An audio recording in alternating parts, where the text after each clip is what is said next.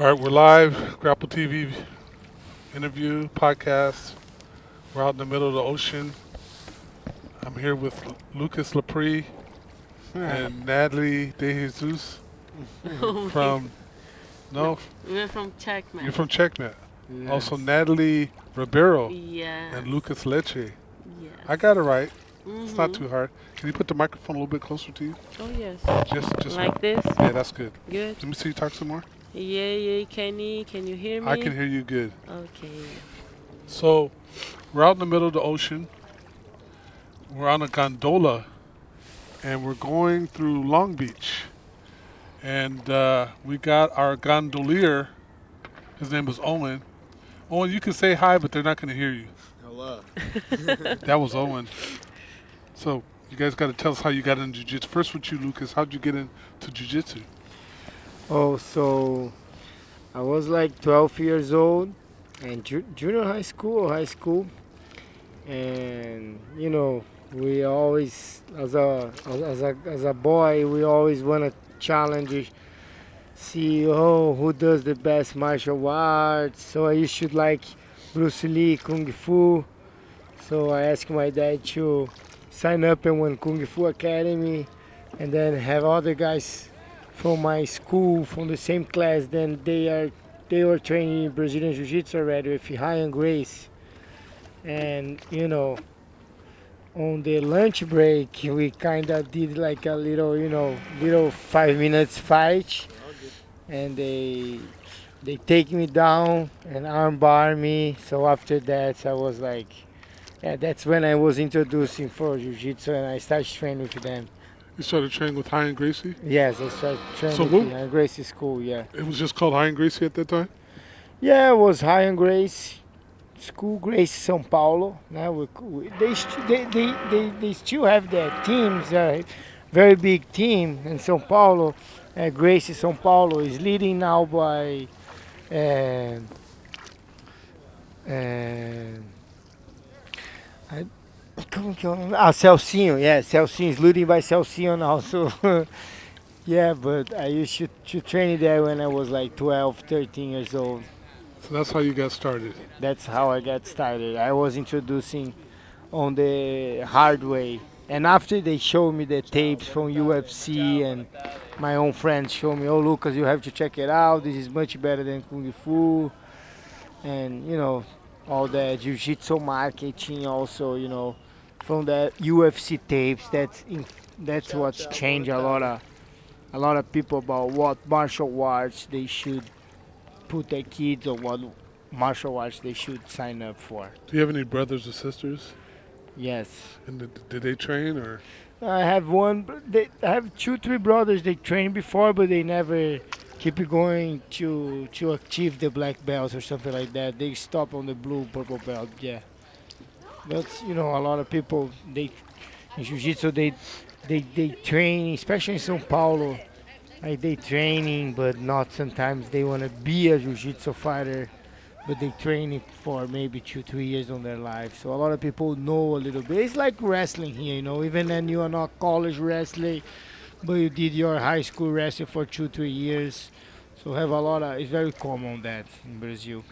Not everybody wanna commit it all the way to the black belts, all the way to try becoming a world champion or something like that. Is the training different in Brazil than it is here? No, I think the trend is changing, not just Brazil or America, but uh, because of the internet is, we have much more information now than 20 Yeah. years ago, 25 years ago, or even 10 years ago. Now, like, we know what the world champions at black belts are doing. We know more different kind of strength condition, what kind of drills. We learn all kind of different games from the very beginning in your jiu-jitsu journey. You already able to towards the internet get all kind of Yeah. information about all kind of positions. So people are training more smart now, and that's what I think. I think maybe Americans training a little bit more smart. Brazilians go a little bit more porrada.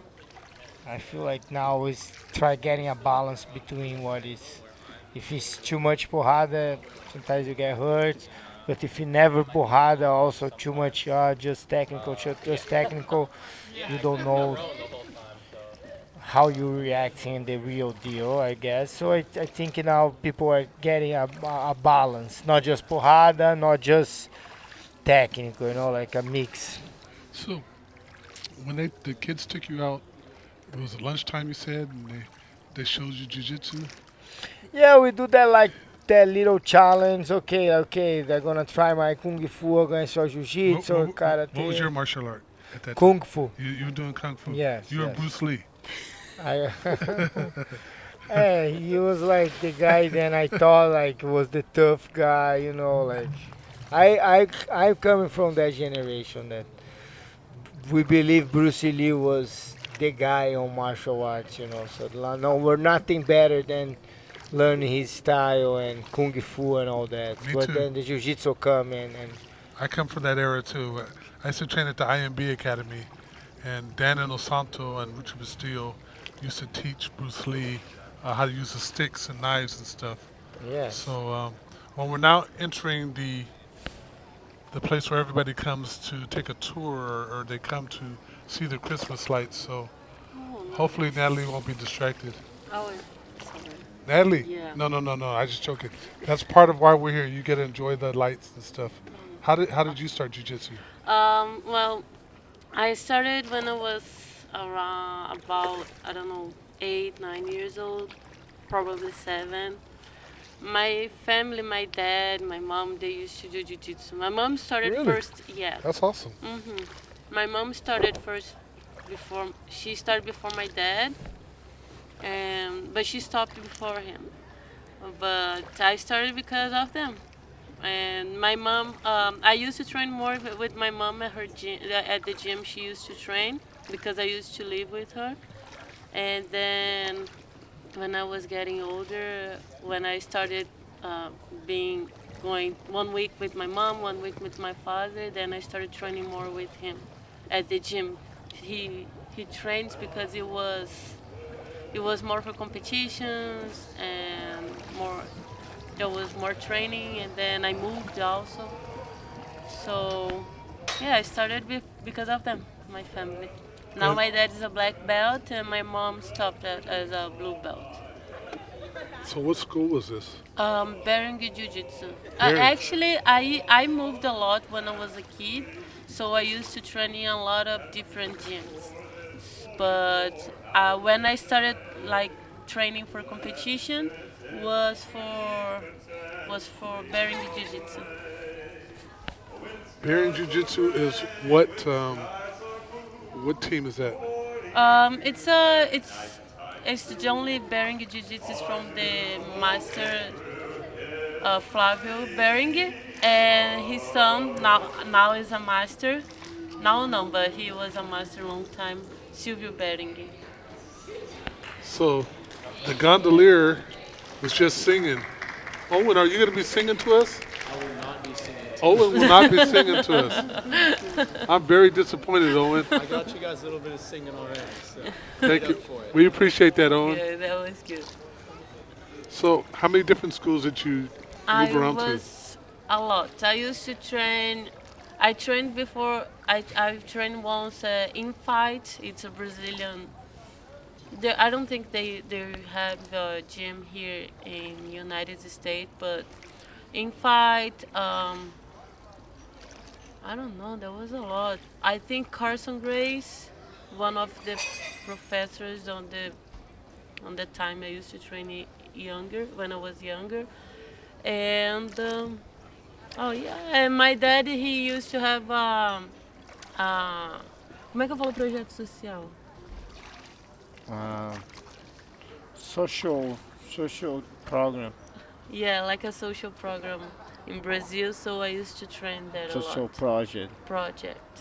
So like for kids that were Yeah, having issues or something? mhm, Okay. they couldn't pay a gym or a academy to train. My dad made this project, and then I used to train there.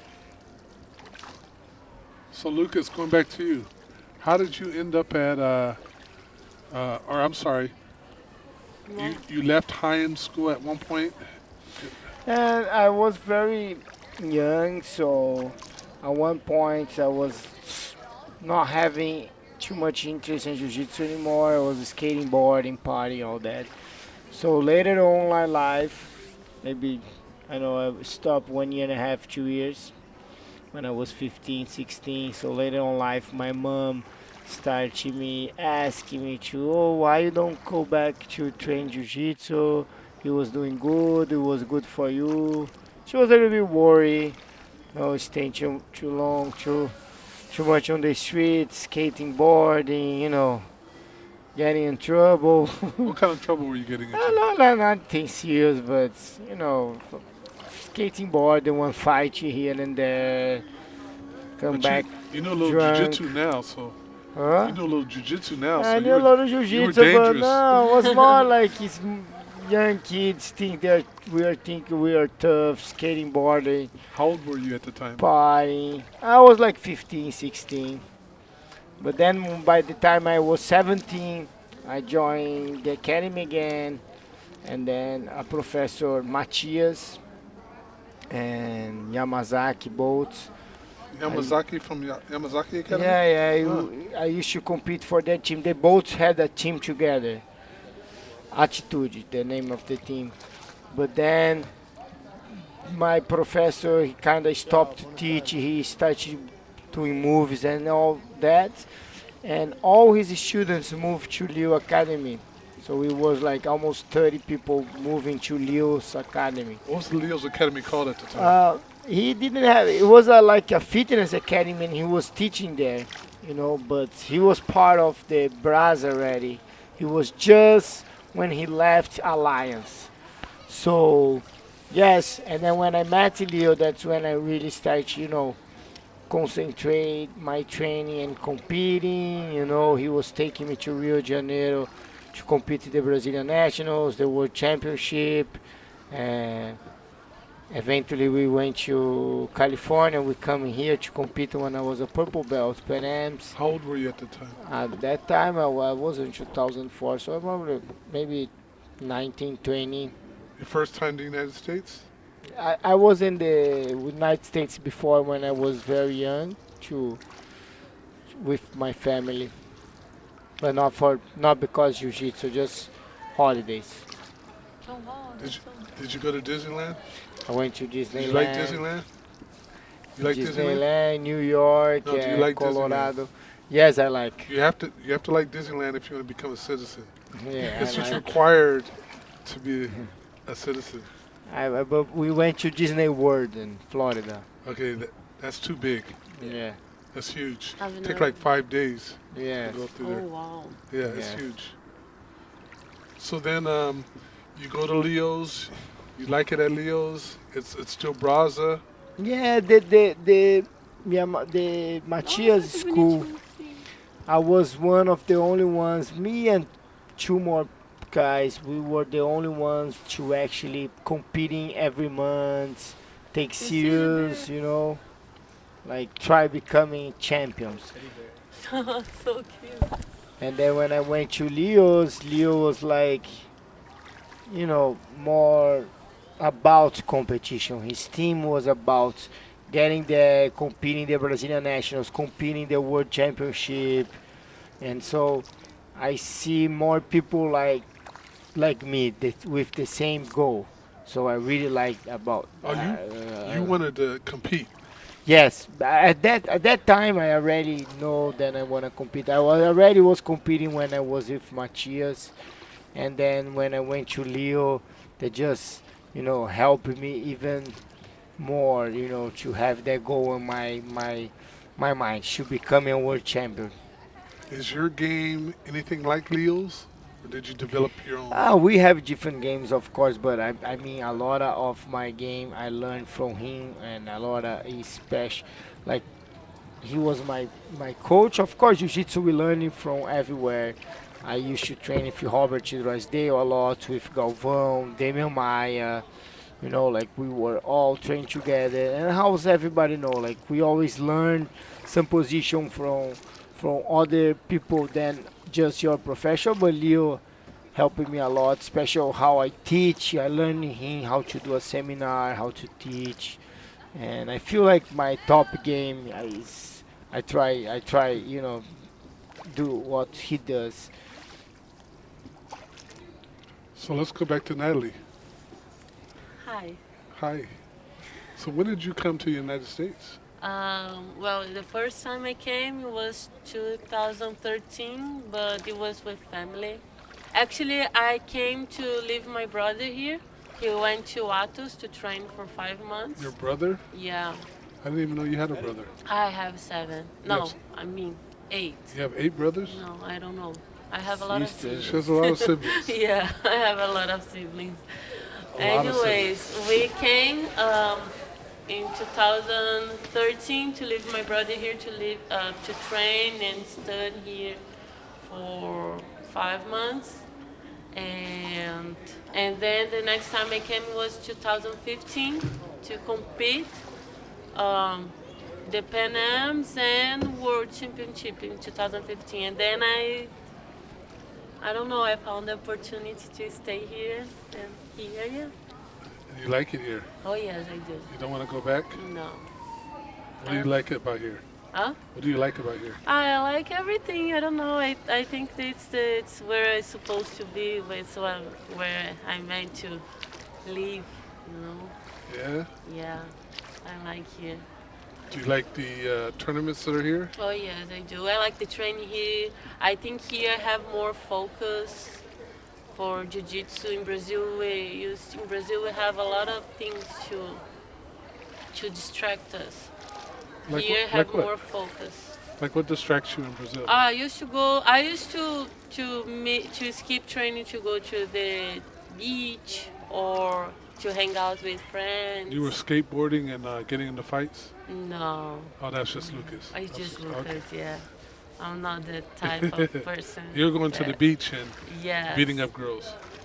No. Beating up guys? No, I don't know. Just to hang out, have some fun. I don't know. I used to like a lot going to the beach, so sometimes I used to skip training to go to the beach, or I don't know. Yeah. So I think here I have more focus. I don't know. I can train more and do what I like to do, because in Brazil I couldn't work with jiu-jitsu there because it wasn't worth it. I couldn't live off jiu-jitsu in Brazil. But when I moved here, everything changed. Now I teach here, and it's good for everything, for the future. And I can train, I can teach, I can work as a referee.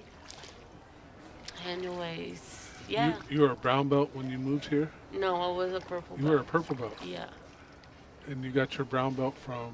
João Silva, from Luiz Silva BJJ. And then who'd you get your black belt from? Lucas Mestre gave you a black belt? Lucas, yeah. Was it after you started dating? Oh yeah, it was like a year after, right? I was trying to say, like, you only got it because you were dating. Oh, I was trying to... It didn't work. It was no, terrible. it didn't to work. say. Yeah. I know, Can't say that. I know, but that's what I do. I try to incite stuff. Yeah. So Yeah. It took a year to give me the black belt. so when did you notice Lucas? Let's get The into first that. time I met him was in San Diego, right? 2016. 2016. The first time I said, "Hi, how are you?" to him. Yeah. And what I've did you say, seen him Lucas? before, but You the had seen him first time I before? could say Did you hi. approach him? Huh? Did you approach Oh him? no. You approached her? Yeah, I think it was lapela, huh? Yeah, lapela. La Pella knew? Yeah. Lapela, like, he kinda hit- Say, he hooked us hey, up? this is have some common friends and friends. introduce us. So we went to have a sushi, huh? A dinner Dinner. with everybody in San Diego Wait, after the La tournament. Pella's Cupid? Is that what you're telling me? Yeah. All he right. was kind We're of, going to call yeah. him Cupid. You say Cupid in Portuguese? Or Cupido. Cupido. Yeah. That's what we're going to call him now, Cupido. Yeah, Yeah. So you went to Good. sushi. I want a then- sushi. Yeah, and and then That was I it. don't know. Yeah, and then he invited me to teach kids class at his gym, and then I went there to see. He was gonna be my first. He gave me my first job as a teacher, as a professor, as a coach, right? Because back in the day I was brown belt. He didn't really care about your teaching skills. He was just like, I gotta I have, don't think I so. gotta, Follow you. I gotta have this girl next to me. I I love didn't her. think so. Oh, man. Well, but Lucas, I would have did the same thing. No, actually, I need back then a woman's teach, and I saw she was good. First time we rowed, so I invited her to training, and then after that, I asked her if she wanna teach 2 times a week. Yes, sure. And everything was history after that. Everything was history. Yeah, but the first day I rowed with Nathalie, I knew her she was very good. I knew her she would be a world champion one day, and I just knew it. Like all she had need was like someone to push her and keeping her on track and keeping her on the training every day, competing, giving the support on competitions, on the training. But the talents and the game she already had, I knew her. Like I rode with a lot of girls before, and I rode with a lot of world champions before. But the first day, and she was not like she was right now. That was 4 years ago, 3 years and a half ago. But I already feel like she's different. You know, like she have something. no. I like about you. She's What part of the game of your game did Lucas change? I think my spider guard. Your spider guard. Yeah. I think he helped. He helped to my I don't know, my spider getting better, showing some positions. He helped me. He showed me the lasso. Now I do spider lasso, and then yeah, he was a very good professor. Have He you taught have me you a taught him lot. anything? Huh? Have you taught him anything? Have I? yes, a lot. I don't think so. He has already his half guard. What Things. What are you known for? What's your is it No, I teach a lot of spider guard. I teach everything, but when I used to compete, I used to use more like half guard than Oh, spider look, guard. bubbles. Knee shield, X guard, this. and you developed your game all on your own? Yeah, when I started to develop the game was Can I because take video? Absolutely. I didn't like to do games where I think I just could use with gi. So I felt like that's when back then, that one was a purple belt. I didn't like too much use lapel or spider sleeves control. I felt like it was too much towards the gi, and I like to do more like where positions where I can actually use in both situations with gi and no gi. But then after I changed, but I think from that time of my life when I was very concerned about that, I developed that game. Then I didn't rely on my grip on the lasso, this kind of stuff. I mean, that's kind of ingenious that you would even think about that, like saying that I need to have a game where it can be both gi and no gi. You know what I mean? I don't think most people would be thinking about that. Oh, we're making a U-turn. Did you put your blinkers on, I Owen? did. Okay, just check it, because in California you got to use your Ó, blinkers. o Nath filma aqui pra mim, olha Eu aqui. filmei, amor. Quer que eu faça outro? Eu faço. So, do we have any world champions in the house? Any world champions? What? Do we have any world champions? Yes. Recent world champions. Oh, Yes, there is Recent world Nahtalie. champions. me, Lavinia, Matheus Gabriel. I just meant here. Oh, here. Just here. Right here. What between Oh, us? you world Oh, champ. you too. No, I but just- he said Oh, now. the new one. Right now. Oh, okay. You're a Yeah. new world champion. Yes. No gi world champ. How does that sound? On your Facebook and your Instagram, did you change it now so that says No, I gi world didn't champion. change anything. You gotta do that. yet. I know, I have to. I will. You get more But- seminars that way, right, Yeah, Lucas? Yes. that's true. Have you done any seminars before? Um. Oh yes, actually we did. I did one with him together, like 2 seminars, like a couple seminars. Was it fun? Yeah, it was fun. I was just nervous, shy, but it was nice. We had one in San Diego, and when we went to Europe, we had a workshop, or it was like kind of camp. A It training was like camp. training camp, and then I taught there with him. So yeah, I had already a couple seminars. It was nice. So, are you gonna change your name to Nathalie World Champion? No, I'll keep You mine. sure? Yeah. It has a nice ring to it. I don't know. Did you I- did you feel like did you expect to feel that way, or was it different, or Um, I don't know. It was nice. It was like a great feeling. I heard there was an issue with the coach, and you weren't listening to Oh the yeah, instructions. he was mad at me because What happened? because I don't know. I think 3 minutes to end the fight. I wasn't sure. I don't know. I wasn't feeling that I was doing good on my bottom game, my guard. And then I stood up, and then he was yelling at me. Nathalie, pull You could hear him. Oh, yes, I could. I was thinking myself, like, oh my God, Lucas is gonna kill me if she takes me down. But I was trusting my sprawls and my top game because I don't know. I don't know. I had the feeling that I had to stand up, and then I stood up. And yeah, hey, end well, right? Would He you do ended that again? well. I don't know. I don't think so because he got mad at me. You're gonna put her on probation if she does that again. No, he got mad at me, yeah. So I don't think I would. You do don't that think you anymore. should listen to the coach? What's No, up? of course I should listen to I him. mean, what are you telling your students if you don't listen to your coach? Yeah, I would get mad at them. But if I don't know, if it ends good, well, and then If it ends good, that's true. yeah, and then okay, you did what you had to do, but next time you listen to me. That's what I would say to my student. Did That's you- what he told me. He got mad at me, like really mad. Why didn't you pull her, Nathalie? Okay, so you just won. You got your hands raised. Did he yell at you then? Oh yes, when I went to drink water, he said, "Why didn't you pull guard, Nathalie?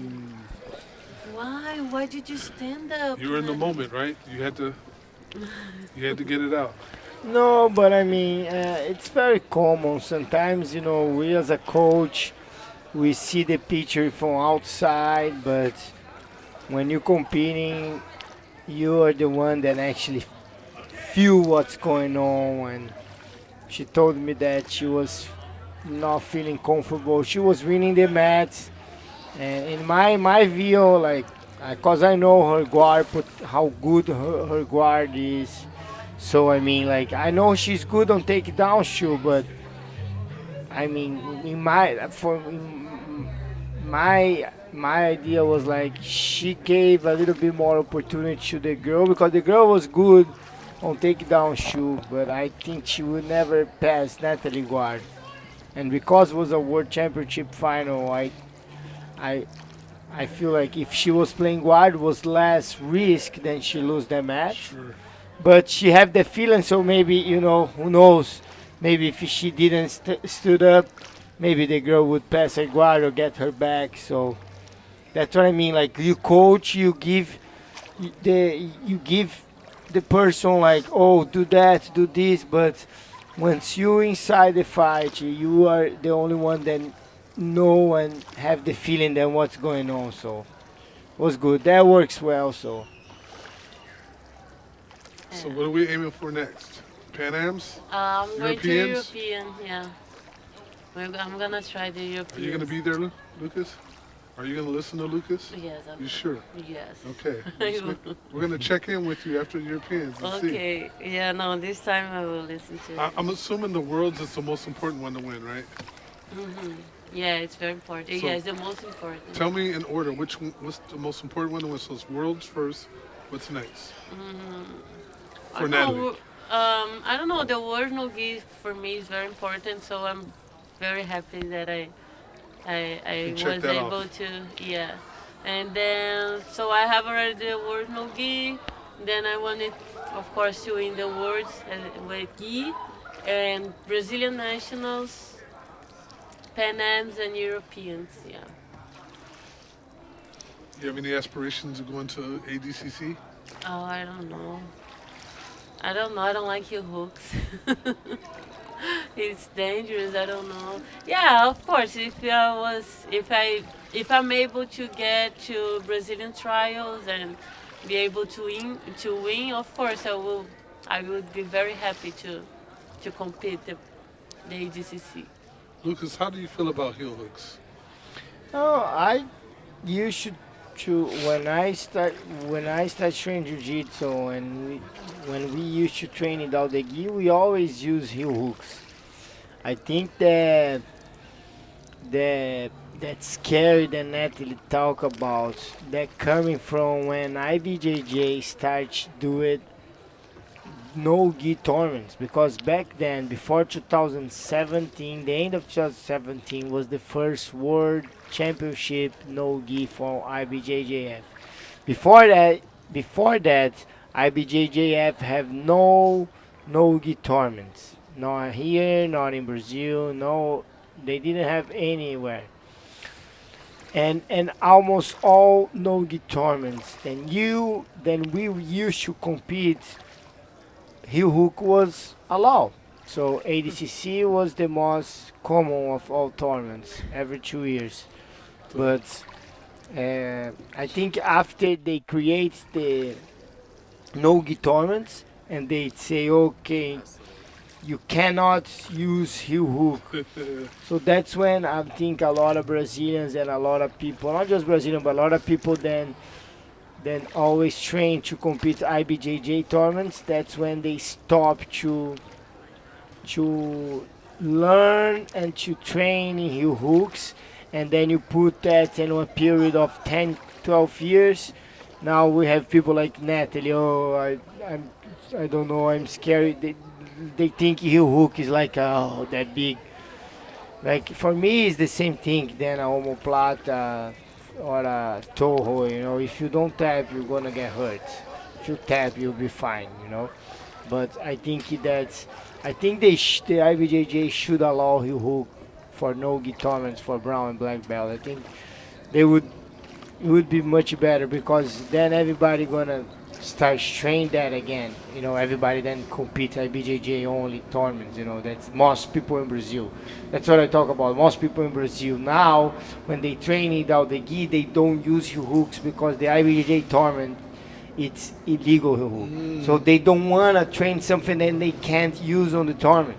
mm, So that puts them behind that technique. So I think IBJJ help uh, the guys then compete on the tournament only, stay behind than the other guys about heel hook escapes or heel hook or variations of heel hook setups, all that game. And then you see now people like in different tournaments like KDCC are people then we would never think about beating someone using heel hooks like Ali, Patrick Caudio, that kid from Australia. Like, he's very good, I know, but I mean, nobody was expecting that. He was much more experienced and much superior on that game than those guys. And I think a mm. big reason for that is that Interesting. IBJJ don't allow I heel never hook. thought about that. Yeah. And so you prefer training? I prefer, I mean, like, I'm not a heel hook guy, but I used to train with heel hook, so I'm not scary too much about heel hook. When I'm saying I'm not scary, not that I don't gonna tap. Of course I will tap for the heel hook, but I'm not scary that I'm gonna get a MCL surgery because I kinda know when I gonna tap, kinda know when the guy got it. So I but I used to training a lot of heel hook. Actually, again, after IBJJ create the no-gi tournaments and didn't allow heel hook. Then when I myself start training, it doubt do it heel hook on my no-gi trains because I used to compete a lot of World no-gis, Pan Am's no-gis, so I think they should allow, at least for the black belt. That's my opinion, Like, but I understand why they don't, but that's just my opinion. I'm not here to say bad things Sure. about IBJJ or anything like that. I love IBJJ. My life was all about competing IBJJ. I just tell about on that point. I think they should allow you hook at least as a black belt, brown black belt. Sure. That's my What's it like training at the HB headquarters, getting ready for camp? oh Tell me it's some of the fighters that are there training. oh this year was Mateus Gabriel, Bochecha, Arnaldo Panza, Jackson Souza. eh, Nathalie, Gabriela Fletcher, Catarini, Raquel Canuto, Renato Canuto, Was Gabriel the most Rolo. beautiful girl in the world there? Michelle Nicolini? Oh, Michelle Nicolini. No, she was not there this year, but Michelle Nicolini for us is like, like Like, like, The checkmate queen. yeah, the checkmate queen. She's 10 times world champion and she's doing MMA hey, you now. know what? She's more beautiful than she is good at jujitsu. She's like a, she's like a red tin stripe, coral belt, all that together. Michelle Nicolini, my favorite. Sorry about that, Michelle. No, it's okay. So let's get back to the training camp. Got all the good guys there, good girls. Yeah, Is it rough? it was very rough. Buchecha, it's of course our big star and check match for the past 10 years, and he pushed the train. When he's there, I think everybody kind of get a vibe. Then like such a it's like playing basketball with Cobra. You know what I mean? By your Sure. side. So I feel like that keep the energy, the vibe high. But of course, not just him. Leo too, for all his experience and knowledge, and all the guys make it different. But yes, I feel like he's one of my best. It was for me, it's the best part of the year, best time of the year, like before the words. I mean, I don't compete anymore. Sometimes I don't miss too much. They stress. Then it's a lot of stress mentally, when you're gonna compete a tournament like that. It's you have to put so much work in your body and your mind. By the end of 5 6 weeks, you kind of exhausted, so you can't train less, but also you can't train too much. So it's hard to find the balance, and sometimes you get sick. I mean, uh, so it's always hard. The training camp for the worlds and is very hard on the body and mentally. Even now, I see Nathalie like sometimes I say, "Oh my God!" Like why I why I pick have a jiu-jitsu girl for me because now that I don't compete anymore, I feel more relaxed. And when she gonna compete the worlds, I feel how much stress and how much pressure she puts on herself, and I was like, sometimes I feel like, oh, I don't miss that too much. Yeah, I can understand that. Yeah. Natalie, how did you feel about the camp? Well, I like the camp. I like the training. There is a lot of people that go there, come here to train. Like when it's, I don't know, 2 weeks before the tournament. So everybody's here and the training is going hard. Actually, since the beginning of May, the train started getting harder. Lucas and Leo, they push the train. Leo pushed the train, but Lucas sometimes they go there to headquarters, like Tuesday and Thursday, to push the training. And and it's good. I like a lot of girls who train. I like training with all different girls, all different belts. And when it's training camp, there are more girls and there are more training, and I like testing myself. I like going with all girls, all levels, blue, through black belts, and it's very good. I like the kid. For me, it's one of my favorite time of the year because I see people that I miss, some friends from Brazil, and we spend time together and we train hard. And yes, and we train. I like the training game. We got some crazy Americans coming right up quick.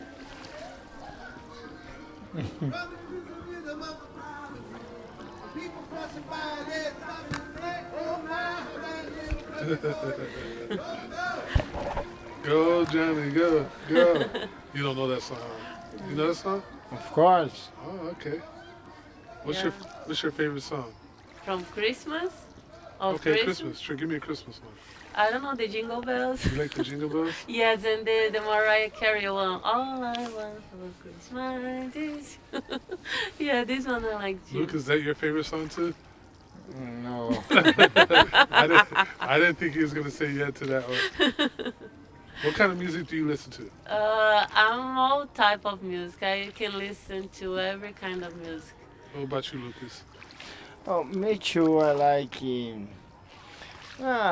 reggae. I like hip hop.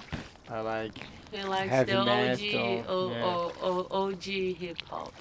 Who's the best rapper ever? Don't get it wrong. Yeah. I don't know. One of my favorites was like I went because it's part of my culture from São Paulo when we grow up. Listen Tupac, B.I.G., Snoop Dogg, Dr. Dre, and the gangster happy. That when I think no, but it's true, like that. I feel like that puts the hip hop on the mainstream. Yeah. Like in Brazil, first time we hear about, at least for me, when we hear about rapping, American rap, was when the gangster West Coast coming, and B.I.G. too, Puff Daddy, but I think that the album Dr. Dre, The Chronic, that puts the hip hop on the mainstream Chronic's the worldwide. best album ever. Best hip hop ever. Yeah, Right? Say after it. I learned more, Say it. I see like it was a very specific about gangster happy. They have all another kind of rappers. Then now I see that, but back then I think that's what puts the hip hop on the scene, at least in Brazil. Huh? I was arguing with some guys. Every Jiu-Jitsu academy in Brazil, you should put Tupac on the sparring Yeah. Really? session. Yeah. Yes, That's Snoop crazy. Dogg, Tupac, Dr. Dre, all the Mhm. gangster raps. At ADCC, I was arguing with Elliot Marshall and I forgot who else about the Chronic being the best rap album ever. Like, I don't know. Here on the West Coast, I think we like our music a little bit more than we like the rap. So, like, East Coast is supposed to have better rap, but I think our music here is like, man, you want to go party when you hear like some of the music that we do, right? Dr. Dre's music, come on, it's great. Enough about that. How many schools you got, Lucas? 2. 2 schools. You Yes. plan on opening more? Not right now. It's true. It's already hard, like, cause I don't wanna have just schools just to my name be in the wall. I wanna be teaching. I wanna be involved with the students. So I think if I have 3 schools, I can't be involved with everybody. What's the hardest thing about owning your own school?